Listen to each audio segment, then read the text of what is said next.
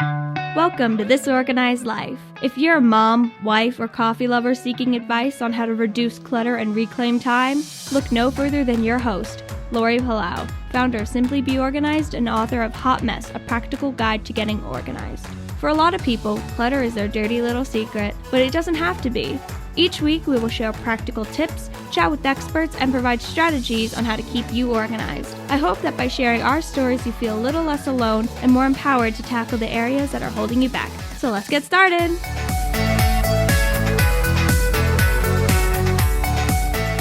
Everybody, and welcome to today's episode of This Organized Life podcast. I am your host, Lori Palau, and I'm so happy that you're here. If this is your first time joining us, welcome to our tribe, our community of people. We've got tons of people who are in all different phases of their organizing journey. Some people are no kids, some people have little kids, some people are empty nesters or big kids. And we're here for all of it. We also have a large community of people who are in the industry. They're either professional organizers or aspiring professional organizers. And we are here, regardless of where you are, to teach you some really simple, actionable strategies that make organizing simple, fun, and essentially organic for your life, whatever that looks like. And I'm excited to talk about today's topic because organizing with kids has always been sort of a hot button for me in a good way. I'm very passionate about teaching good organizational skills to kids at a young age. Now, I'm putting a disclaimer out there. If you're a parent who, maybe isn't super organized themselves and you haven't necessarily modeled the best behavior, no shame. It's always, you're here, and learning good organizational skills are never too late for that. And it's okay to ask for help. If this is something that doesn't come naturally to you, that's why we do clutter coaching. That's why there are professional organizers out there that go into your home and work with you, because we know that not everybody knows how to do this or enjoys doing this, or there are people who struggle with this. So we're here to provide all of these resources without judgment, without shame. But the earlier that you can teach your children to learn these organizational skills, the better off it'll be. There's study after study that shows how it not only helps with their cognitive development, but helps with their self-esteem. It helps with their independence, to be able to empower your kids to make use their critical thinking skills. What do I want to keep? What do I want to get rid of? Being able to pay it forward, coming at it from a place of service, is this is no longer serving me, and now I can pay it forward and pass these toys or clothes or whatever it is. So I think whether we're looking at the decluttering camp of teaching your kids those skills, or the organizing, which is more of how are we living an organized life? What are the household things that we need to do to keep the wheels turning, so to speak? These are important skills. And I know for a lot of us during the school year, it's crazy. I mean, life is always crazy, but I'd like to believe, for hopefully the majority of us, but maybe I might be over exaggerating, that summer allows us to downshift slightly. Doesn't mean we come to a screeching halt, but things tend to chill out a little bit. So obviously we have listeners all over the globe. So you might be in a part of the world that it's not summer here, but the majority of our listeners are here in the US. And for us, that means that, people have summer Fridays, or they go on vacation, and there's no school. And so you're not making school lunches. And yes, there might be other things, and we've talked about them, but there hopefully is a little bit more breathing room in your schedule. And for on the flip side, though, your kids are home. If your kids are home a lot, as parents, that adds another layer of, I need to have more food on hand. There's more messes. So it's a both and which is another reason why getting the kids involved is really, really important, because it relieves you as the primary caregiver for having to shoulder the physical burden of doing all of the things. And so it's, again, not just teaching them skills and giving them that independence, But it's also taking something off of your plate, which, come on, people, like we all have so many things on our plates. So I'm going to just talk briefly about three areas if you are looking to focus in on declutter. Like, let's say we're going to, so I'm breaking this up into two different kind of parts. The first part's going to be kind of more short, and it's going to talk about three different areas of decluttering or categories that your kids, if you want to work with them during the summer, now that they can give you a little bit more undivided attention from school, that you can focus in on. The second part, which is really going to be the longer part of the show, is focusing in on what are some areas that you can outsource, delegate, teach to your kids when it comes to household organizing, AKA chores, AKA responsibilities that they can own and do during the summer. Okay, sound good? All right, awesome. So let's start with the three different decluttering buckets, if you will, that you can look at for to work on with your kids. And again, what the level of complexity is going to vary depending on the age of your kids and the emotional and psychological development. But we're going to look at clothes, number one, toys, number two, and paper, meaning again, like it could be art supplies paper. It could be their schoolwork. Now, our tip of the week last week was all about decluttering your backpack. So if you listen to that, I talked about getting the kids involved with decluttering their backpacks and their school papers. So that hopefully will cover into that. But the two other categories I think that you can get your kids involved in the process is going through some of their clothes that maybe they've outgrown, things that they don't like, that they're not into anymore. Especially when your kids are younger and they're going from like little kid stuff to a little bit more bigger kid stuff to that tween teen. There's stuff that I'm sure is in their closet, whether it's, shoes, clothes, outerwear, whatever that doesn't fit them and they don't like. So that's a great category for you to go through with them. And I always tell people, don't think that you have to do the entire room all at once. That can be very overwhelming. And especially if you are home for the summer, if you say, okay, this week or for the next couple of days, we're just going to focus in on your clothes. And one day you do the closet, another day you do a dresser, whatever it looks like. You can break it up in different ways. But again, you want to spend no more than like an hour, two tops, again, depending on the age of your kids, going through that with them. Because it might have to be some trying on. Some stuff would be like, I don't really like this anymore. I'm not into this. But again, break it up and just that's one area you could check it off. That way, when it comes time for back to school shopping, you already know what you'll need because you're like, oh, we've already purged all of these other things. We know we're going to need more X, Y, and Z, pants, pajamas, whatever it is. The second area is toys. And I implore parents. So with clothes, again, depending on the ages of your kids, you're probably going to want to be very, very involved in working with them for that. Toys, they can have a little bit more independence. A lot of times, and I just got done recording an episode for a summit I'm doing with my friend Jessica Littman, and she and I were talking all about letting kids make their own decisions because the mental load for parents to be like, oh my gosh, does Johnny want to play with this anymore? Does Sarah like this anymore? Just adds this unnecessary burden on parents. So if you can encourage your kids to be part of that and you can normalize that whole cycle of consumption, play, recycle, and just incorporate that as part of this is what we do, then it becomes less of a punishment, less of a chore, and something that they just know is as natural as brushing their teeth. So let the kids do a first pass. And again, just like we attacked the like clothes section, what we're going to do is we're going to break it up and you're going to have them do a bin, a basket, a drawer. You're not going to have them do all their toys at once. It's too overwhelming. They're going to shut down. You do small little chunking bits. And if they feel like they are motivated to do more, do more. If you feel like your kid's shutting down, then take a break. But again, giving them very specific parameters, and letting them understand like what the expectation is and why we're doing it is really important. So that's second area.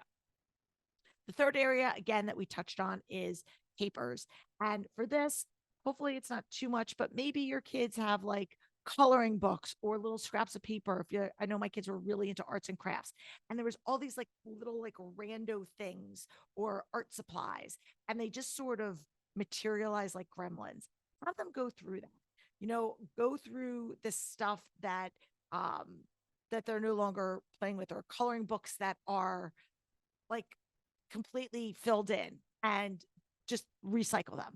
So there's all of this like kind of paper stuff. And that, if you can start building the decluttering of the paper for your kids, that is key for them to not to like learning how to navigate paper clutter as an adult. As more and more of our worlds become digital, obviously paper clutter hopefully is going to be a little bit less of an issue, but things like going through the mail and paperwork is something that many, many, many adults struggle with. And so if you could just start them young with decluttering an art project, or a play paper that they were doing something with, when they're finished with it, then you're building that muscle. You're building that muscle for your kids to be able to then make that discernment and decision making when they get older. Okay, so now let's move in to the organization piece, because this is where I think it can really be fun, and parents can inspire their kids to really use their critical thinking. And it's very interesting to see what your kids will gravitate to.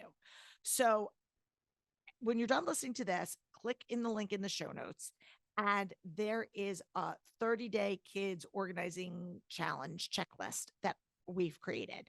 I created it years ago when my kids were young. We've updated it since then. And for 30 days, it gives you a lot of different ideas of, excuse me, simple tasks that your kids can do, obviously age appropriate, to help with managing the overall household. And it runs the gamut in a bunch of different areas. But today I want to focus in on 7 of those areas that we touch on. So I'm going to run through them. The first one is dishes. The second one is laundry. The third one is like what I calling like lawn and garden. Meal prep is another one. Swiffering, vacuuming, dusting, and pet care. So those are kind of the overarching categories. Now, obviously, there's more. I would love to hear things that you're doing in different categories that you may have as a parent. But if you're like, I don't even know where to begin, or I'm feeling overwhelmed, this is a great springboard for you. This is a great starting point for you and your kids. And the best part is you can customize it. And if you've got multiple kids, you could sit down there and say, who's going to do which tasks? So there's a lot of different ways that you can kind of tweak this and customize it for your own unique circumstances within your family. So one of the areas, and again, these are all key areas that I talk about that is very important for kids to get involved with as they learn to grow and mature, because it helps them not only with understanding the importance and the time it takes to do these tasks, but it also helps them, with understanding their role in the household, and that they matter, and that not everything is catered to them, and that they have independence and autonomy, and it builds self-esteem, it builds confidence, and it builds a level of ownership. So however old you think your kids are too young, they are probably not. There are little things that you could do. I mean, you could have a 2-year-old carry a plastic plate and cup to the dinner table to help set the table. Like, there's so many little things that you can do. Okay, so again, let's just go through them a little bit more in detail. Dishes.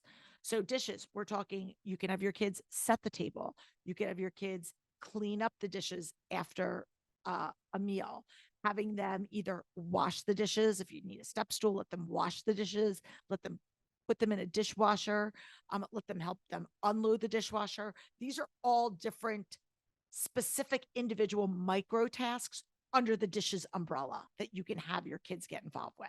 And again, depending on your family and what worked for you, you could say, okay, this one's going to load the dishwasher. This one's going to unload the dishwasher. This one's going to set the table. This one's going to clean up, whatever it looks like. But that is a great life skill. That way, and you're teaching your kids that when we go to other people's houses, we bus our own table, we bring our dishes to the sink. And that way, when they go off to college, they know what to do. And then they move out on their own and they have those life skills under their belt. So that's number one. Number two is laundry. Talked about this before. Again, just like dishes, there's so many little micro categories of laundry. It could start as simple as a toddler putting the clothes that you help them get undressed and putting them in a hamper, showing them, modeling that behavior of when we're done our dirty clothes, we put them here. Okay. So that's starting right there. It can also include doing the laundry, teaching your kids how to actually start the laundry, do the laundry, sort the laundry. If you're somebody that sorts lights and darks, sorting the laundry, maybe taking the laundry from the hamper into a laundry basket.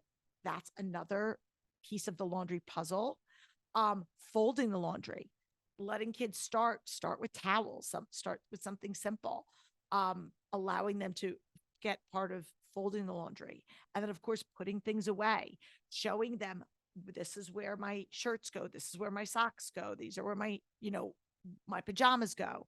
So there's so many little pieces of the laundry puzzle that you can let your kids get involved. And as they continue to grow and mature, you can continue to layer on a little bit more responsibility. So again, maybe it starts with just putting your clothes in the hamper. And then maybe it graduates to, we're going to take the clothes from the hamper when the hamper's full, and we're going to put it in a laundry basket. Then it goes, we're going to take the laundry basket and we're going to put it into the washing machine. And then we're going to put it in the dryer. Then we're going to fold it or whatever it is. So you get my drift. And you're constantly just layering in a little bit at a time. Okay. Third category is gardening, right? So gardening is kind of broad, gardening, lawn care. So this could be as simple as watering your flowers. You could go out there and let your kids help with the hose, taking a watering can and watering, your flower beds or your pots. It could mean something like cutting the lawn, or there's such a spectrum, but getting them involved if outdoor space is something that you have, letting them be involved in that process, picking weeds. I mean, boring things, but give kids, a little bit of ownership, and you can decide. A lot of parents will ask me, like, do you pay your kids? Do you not? That's a personal choice. You can decide what jobs are things that are just part of being like part of the household, like making your bed. I don't pay my kids to make the bed, but if you're going to say, hey, listen, could you go outside and do some weeding and I'll pay you, $5 or whatever I don't know, whatever you want to charge, pay them. That's totally your right. And I don't see anything wrong with that. So I think that you can have a spectrum of what are the things that we do because we're just part of this household and what are the things above and beyond. So that I just wanted to kind of put that out there. Going back into the kitchen. So that's kind of the lawn care flowers. The next one, number 4, is helping with meal prep. And again, that sort of can look with the dishes, but I'm thinking more in terms of helping them create the menu that we're going to be having. What are we going to be having for dinner this week? Or even if you're, it could be breakfast, lunch. If it's during the summer and we're home a lot, what snacks do we have? Taking them to the grocery store, letting them be involved in that process. I know that that's a drag for a lot of parents because it just makes things 10 times longer. But remember, you're playing a long game and you're trying to teach these kids really good life skills. So what can you do? Cooking with your kids, letting them be involved in the process, letting them have ownership over certain things is really important. Even if it's like, hey, can you come stir this? Or if your kids are old enough, let them chop this. Can you get the ingredients out of the cabinet? Letting them, be part of that is all part of building those foundational blocks so that when they are a teenager and beyond, they have the skills to be able to have the confidence and the tactical skills of knowing how to make a meal. Okay. The next two are more kind of in the cleaning area. And I put dusting as one. And again, you could take a Swiffer duster or whatever, and maybe this also could be like cleaning a bathroom countertop. You could use like a Clorox wipe or just give them like a cloth that they're doing, very basic stuff. Just letting them understand that, houses and rooms and spaces don't clean themselves. We have to do that, or somebody has to do that. Whether you're doing it, whether you're paying somebody to do it. And so teaching them how to do that is really important. And again, dusting, especially if it's just like dusting a coffee table or just like a big surface, is a great thing that you can give to a little kid. Give them a little Swiffer duster and let them just go around and wipe down a countertop. And they'll feel so good about themselves. And it really does teach them this skill and independence. And then as they get a little bit older, teaching them how to Swiffer, like with a broom and vacuum is great. Teaching them how to do that. Use a sweeper in the kitchen, whatever that looks like, so that they can help do some of these household chores that we all need to do throughout the day. So again, whether it's sweeping floors, if you have dog, like I know we have a lot of dog hair. So having my kids go and Swiffer, whether it's once a day, once every couple of days, once a week, whatever that looks like in your house, having people and those are things that your kids are capable of doing, age appropriate. And then the last category that I wanted to talk about is what I call pet care. So we're dog people. So it's, again, they're age appropriate to walk the dog, but maybe you have fish and it's feeding the fish. Maybe you have hamsters or rodents or whatever it is, or cats. And so it could be anything from feeding them to playing with them to walking them, cleaning a litter box, cleaning a cage, whatever that looks like. But if we're going to have a pet in the family, that is a responsibility. You're responsible for a living being, whatever that being is. And I think it's important that kids have some sort of skin in the game for that. Feeding the animal, cleaning up the toys, whatever that looks like, is again, part of, we're all part of this team. We're all part of a family. And so giving them some sort of ownership is really, really important. So there you have it, guys. Like I said at the top of the episode, we have a 30-day free kids organizing checklist. So if you, it's geared towards the summer, just again, because have a little bit more time and bandwidth to be able to do these things.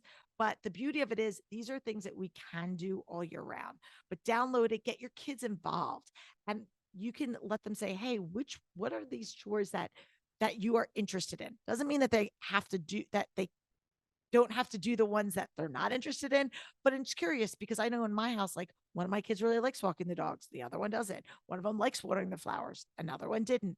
So if you can, get them involved in some of the tasks that interest them, that's always great because it's the path of least resistance.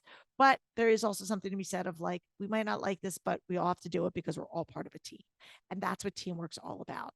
And that allows you also the freedom to set healthy boundaries of what you're going to do and what you're going to delegate, because ultimately our goal as parents is to model this healthy behavior for our kids so that we can raise, functioning members of society. And we're here to walk with you every step of the way. If you have any questions about anything that we've talked about, hit us up. We're always here to chat with you. Just remember, our Ask an Expert series is in full effect. So if you're interested in being a guest on our show, if you have a question for us, please ask that question in our Ask an Expert series. We'll drop the link in the show notes for that as well. And I'm wishing you guys a really happy, fun summer. And until next week, I'm Lori Palau. Peace out. Thanks for tuning in. If you like this episode, please spread the love and share it with your friends. And if this is your first time joining us, make sure to click the subscribe button wherever you are listening so you never miss an episode. And while you're there, please leave us a review so other people know that our show is worth the listen. You can also find us on YouTube and Instagram at This Organized Life podcast. And if you'd like to connect with us, you can head on over to our website at simply the letter B like boy organized.com, which is filled with tons of resources, including free downloads, checklists, links to our amazing organizing partners, and all of our digital offerings. I'll see you next week for another episode of This Organized Life.